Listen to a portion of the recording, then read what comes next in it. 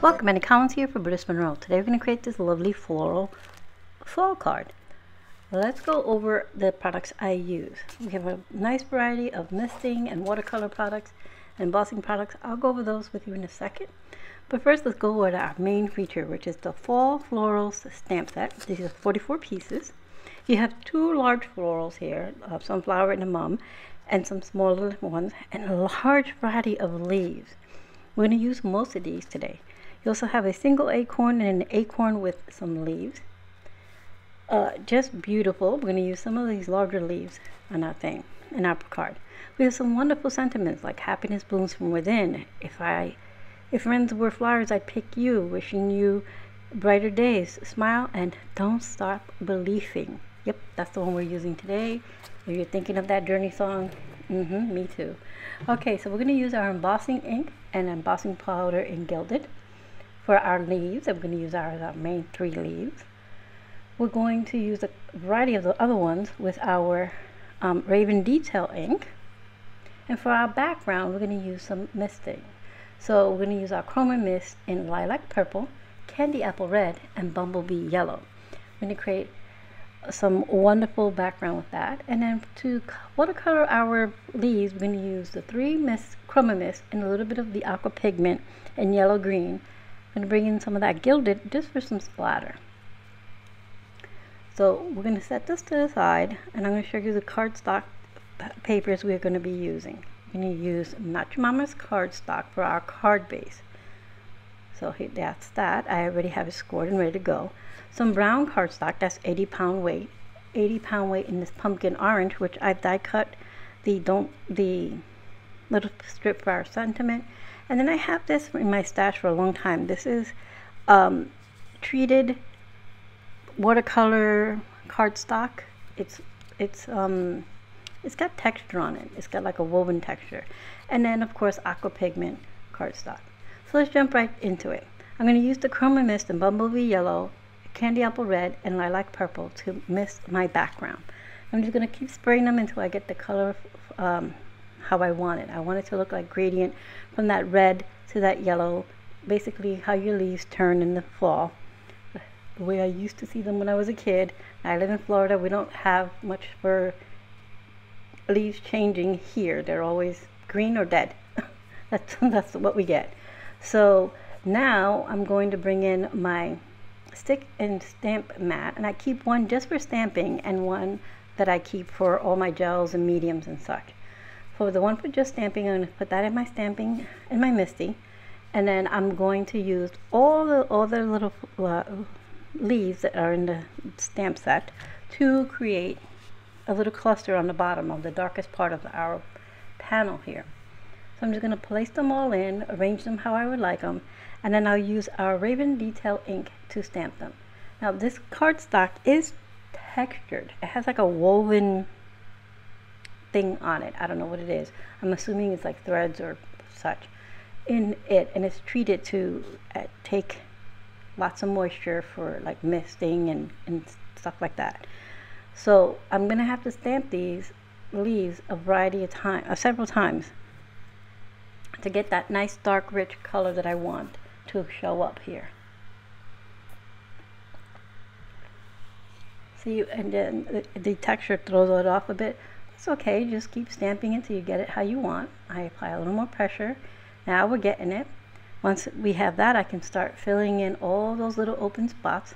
I'm using my squeaky clean stamp cleaner here to clean off my stamps so that I can move them out of the way and rearrange some. Now I'm going to fill in with all the smaller stamps. And some of the little, there's like little dots and bubbles as well. I'll do those with just my little stamp acrylic block, just to get those where I need those. So I'm going to keep going here, filling in all my little leaves. And I try to stay on the lower part. I don't want anything on the yellowy part of it, because that's where my sentiment and my featured leaves will be. So once I have all this little area down here filled how I want it, I got a few more to go. What you don't see on screen, I don't know where my I guess my camera turned off, is while before this all completely dries, I do some splatter with my Gilded Aqua Pigment ink, and then I set it to the side to dry. So I'm going to set that, put all my leaves back. And now I'm going to pull out the bigger leaves that I'm going to use as our feature leaves.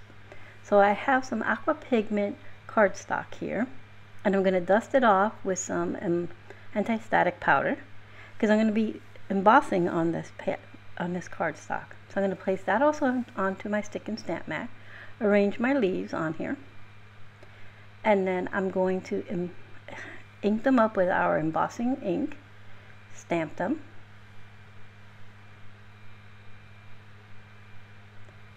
and then I'll stamp them again, so I have a nice image.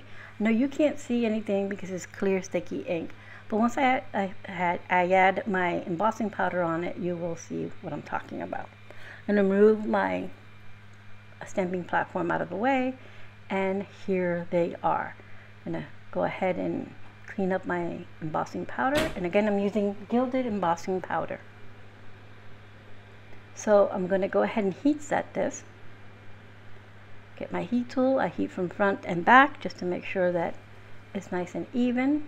It also minimizes my curling, and it heat sets everything nice and even. Okay, once that's all set, I'm going to use Aqua Pigments and my Chroma Mist to color my leaves. I try to keep everything as minimal products here.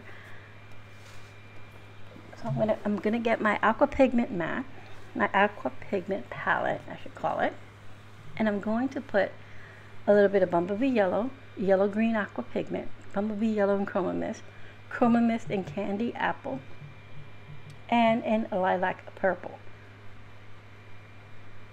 I only need a little drop of each, and then I'm going to bring in a detail paintbrush and water, clean water. I start by painting my embossed leaves with the clean water, and then I'm going to go ahead and add the Chroma Mist to the leaves. I start off with the Lilac purple, and then I move on to Candy Apple red for the large one. For this one, I start out with the Bumblebee yellow, then I add a little bit of the Candy Apple red. With each leaf, I paint them first with water. And now for this one, I go ahead and add the Bumblebee yellow, and then I bring in the yellow green Aqua Pigment. I go back, and if I see it needs a little bit more, I just add a little bit more. Now I will fussy cut these. I'm going to save you the time of watching me fussy cut these out. I'll fussy cut these. They are coordinating dies, but I do not have them, but they are available for purchase. So now that little strip that I die cut, that's where we're going to stamp our sentiment. I'm going to center that. It says "Don't Stop Believing." I'm going to put that right in the center. I'm going to use my Raven Detail ink to stamp this. I'll stamp it more than once because I want it nice and dark, because those leaves are nice and dark, so I want my sentiment to stand out as well. Once I have that, I'll remove my stamping platform with my sticky mat and set it to the side. So now it's time to build our card. Here are all of our components. So we have our detail leaves, our sentiment, and all the pieces. So I'm going to use some tear tape on the back of our front panel. That's the one that has all the leaves on it, with the Chroma Mist as the background.